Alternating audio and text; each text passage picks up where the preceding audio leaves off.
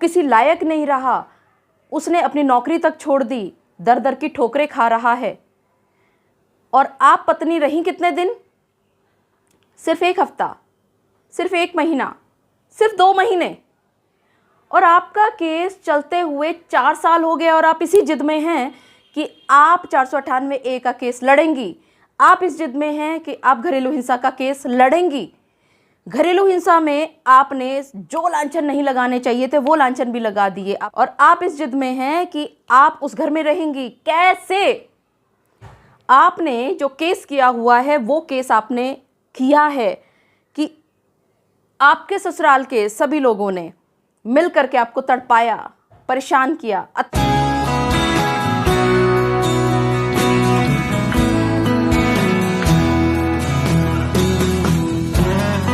मेरे बहुत सारे सब्सक्राइबर्स, मेरे बहुत सारे व्यूअर्स इस फैमिली कोर्ट में जो पचड़े हैं, या ये जो मेट्रोपॉलिटन साहब के सामने जो दहेज के और डीवी के जो झूठे केसेस चल रहे हैं आपकी पत्नियों के द्वारा आपके खिलाफ, उससे बहुत ज़्यादा परेशान हो चुके हैं। आप में से किसी की पत्नी 1 हफ्ता, किसी की 1 महीना, किसी की 10 दिन साथ रही, और केस चलते चलते किसी के 4 साल हो गए, 10 साल हो गए, 5 साल हो गए, और आपकी पत्नी की ये जिद है कि वो उसी पति के साथ रहेगी। तो क्या ये संभव है? इन्हीं बातों पर आज मैं आपसे चर्चा करने वाली हूँ। मैं एडवोकेट मोहिनी मोना आप सभी का पुनः स्वागत करती हूँ, और आप सभी देख रहे हैं अपना पसंदीदा चैनल मोहिनी मोना एडवोकेट। अगर आपने मेरे इस चैनल को अभी तक सब्सक्राइब ना किया हो, या आप मेरे इस चैनल के लिए नए हैं, तो इसको जल्दी से जल्दी सब्सक्राइब कर दीजिएगा, ताकि आपको इसी तरह के इन्फॉर्मेटिव वीडियोस की नोटिफिकेशन सबसे पहले मिल सके। अब देखिए, ये शादी जो कभी एक पवित्र बंधन हुआ करता था, ये शादी जो जन्मों जन्मों का साथ हुआ करता था, ये शादी जो कि 7 जन्मों का साथ मांगा करती थी पति और पत्नी एक दूसरे के लिए, ये शादी जिसके अंदर सिर्फ प्यार और प्यार ही हुआ करता था, ये शादी जिसमें चारों तरफ मोहब्बत की सुगंध महका करती थी, ना जाने ये प्यारा संबंध कब कहाँ कैसे लुप्त हो गया, और आज रह गई है तो सिर्फ और सिर्फ पत्नियों की जिद, पत्नियों की ये जिद कि वो इस पति को किसी लायक नहीं छोड़ेंगी, उसकी समाज में बदनामी भी होगी, वो कहीं किसी से बात करने लायक भी नहीं रहेगा, उसका परिवार भी टूटेगा, उसका समाज में सम्मान भी खत्म होगा, उसकी मान की हानि भी होगी। लेकिन फिर भी आपका ये तुर्रा, आप झूठी पत्नियों का ये तुर्रा कि आप उसी पत्नी के साथ रहेंगी, क्या ये संभव है? क्या ये किसी भी तरह से संभव हो सकता है? एक तरफ आपने कहा कि आप अपने पति के साथ रहना चाहती हैं, आप अपने पति के साथ उन संबंधों को जो मुरझा गए हैं उनको फिर से महकाना चाहती हैं। अगर वाकई में आपकी यही मंशा थी कि आप अपने पति के साथ ही रहना चाहती थी, तो आपने दहेज का झूठा केस क्यों किया? आपने उस दहेज के केस में अपने पति के साथ साथ अपने पति के परिवार के सभी सदस्य, यानी सास, ससुर, देवर, देवरानी, ननंद, नंदेव, जेठ, जेठानी इत्यादि सभी को घसीट लिया, झूठे लांछन भी लगाए, उनको कहीं का ना छोड़ा। कितने ही लोग कोर्टों में आ के बर्बाद हुए। मैंने कितनी सारी वीडियोस पहले भी आप लोगों के साथ शेयर की हैं, अभी डिस्क्रिप्शन बॉक्स में मैं उन सभी का लिंक शेयर कर दूंगी, वो सारी सुनिएगा। सुप्रीम कोर्ट ने बार बार ये बात कही कितने ही केसों में कि इन केसों को लड़ते लड़ते किसी की देवरानी पागल हो गई, किसी की जेठानी डिप्रेशन में चली गई, किसी की मौत हो गई, किसी ने आत्महत्या कर ली, कोई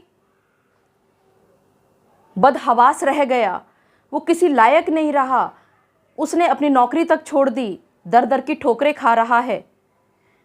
और आप पत्नी रहीं कितने दिन? सिर्फ 1 हफ्ता, सिर्फ 1 महीना, सिर्फ 2 महीने। और आपका केस चलते हुए 4 साल हो गए और आप इसी जिद में हैं कि आप 498A का केस लड़ेंगी, आप इस जिद में हैं कि आप घरेलू हिंसा का केस लड़ेंगी। घरेलू हिंसा में आपने जो लांछन नहीं लगाने चाहिए थे वो लांछन भी लगा दिए। आपने 376, 354 जैसी धाराएं अपने ससुर पर, बुजुर्ग ससुर पर लगा दी, जो कि बिस्तर से भी नहीं खड़े हो सकते। उनको भी आपने दिखा दिया कि उसने आपके साथ रेप करने की कोशिश की। केस चलता चला जा रहा है और आप इस जिद में हैं कि आप उस घर में रहेंगी। कैसे? आपने जो केस किया हुआ है वो केस आपने किया है कि आपके ससुराल के सभी लोगों ने मिल करके आपको तड़पाया, परेशान किया, अत्याचार किए, आपके ऊपर रेप करने की कोशिश की, आपको एक साथ छेड़खानी की। इसका मतलब ये हुआ कि ये सभी लोग गलत हैं, खराब हैं। अगर ये सारे लोग अपराधी हैं, आपकी नज़र में खराब हैं, बदचलन हैं, तो आपने इन सभी को सजा मिले इस चीज़ का केस दायर किया हुआ है। जी हाँ, बिल्कुल इन सभी को सजा मिलनी चाहिए, क्योंकि ये बदचलन है। अगर इन्होंने आपके साथ ऐसा किया है, ये सारे अपराधी हैं, ये सारे खराब हैं अगर इन्होंने वाकई में आपके साथ इस तरह की हरकतें की हैं। फिर आप ये जिद कि आप इन्हीं के साथ रहेंगी, ये कैसे संभव हो सकता है? यहां दो बातें हो सकती हैं। पहली कि ये सभी गलत हैं, तो उसका एक ही जवाब होगा, फिर आपको क्यों रहना है गलत आदमी के साथ। दूसरी, ये सारे लोग सही थे,